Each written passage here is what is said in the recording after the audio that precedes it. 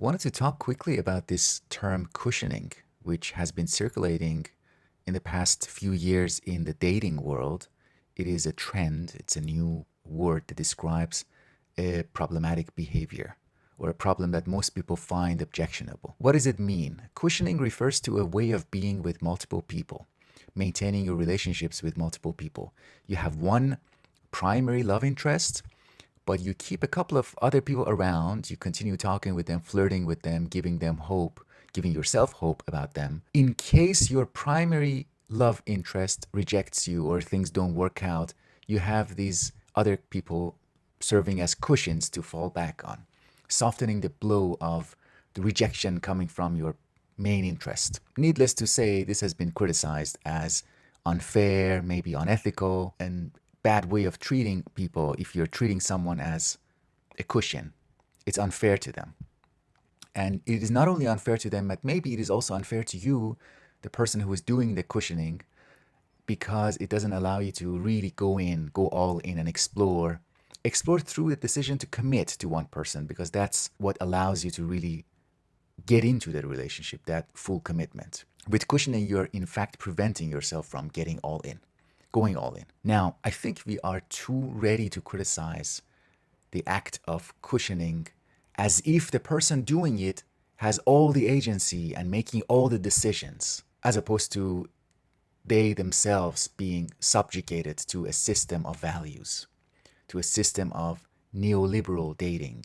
This system that is constantly threatening you that you are missing out on something, you deserve more, you deserve better than this, making us very uncomfortable with the silences, with delays, with periods of no communication. It's not necessarily that somebody that you're interested in is rejecting you. Maybe they are unavailable. Maybe they have to be away for a while. Maybe they have a work emergency, a family emergency, some other priority, even though they want to be with you in the long term.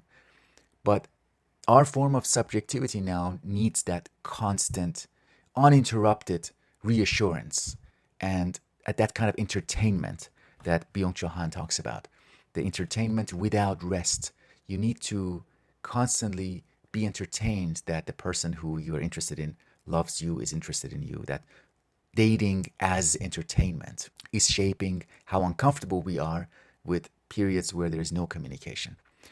The other thing to keep in mind in terms of the psychopolitics of dating in our time, the psychopolitics of dating within a neoliberal regime. Our dating life, like almost all other parts of our lives, has been captured and turned into a commercial project. It has been commercialized. And that means that we have turned from agents to passive consumers. We have turned into consumers. And what should consumers do to increase profitability, to maximize profitability in the system? What we are supposed to do is we have to maximize our consumption. We have to consume as much as possible, increase the number of dating apps we are using, increase the number of advertisements we are looking at, the life coaches or dating coaches that we are hiring to help us in our dating life, TV shows about dating that we are watching. And along those lines, it would be disadvantageous for the system if we are satisfied with just being with one person. The system would want us to be overloaded. It wants to overload us. In fact, it wants us to want to overload ourselves with multiple individuals, one primary interest. Okay, yeah, sure, that is your primary interest. What about some cushions? What about some safeguards? You deserve to have that, right? I deserve to have that.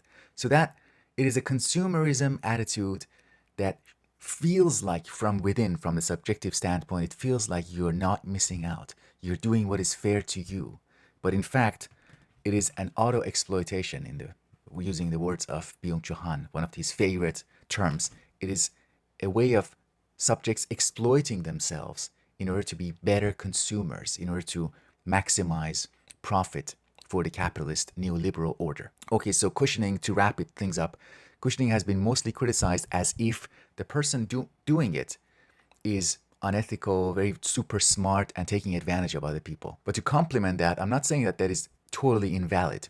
I'm saying that we should complement it in a way that gives a little bit less agency, a little bit less responsibility to this person engaging with this practice, because they have been indoctrinated and subjugated to want more, to want to overload themselves, to always be afraid of missing out on opportunities out there in the dating world, in the world in general. Let me know what you think. Have you heard of this cushioning term?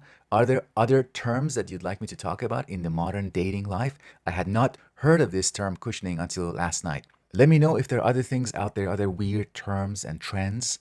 I would love to know what you're interested in, what is occupying you these days and preoccupying you, and then we will talk about it more. Thank you for your attention. Check out my Patreon page. Please like and subscribe if you like the video. And I look forward to speaking with you in the near future. Bye. Now, most of the...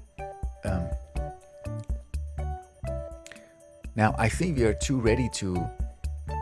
Now, I think we are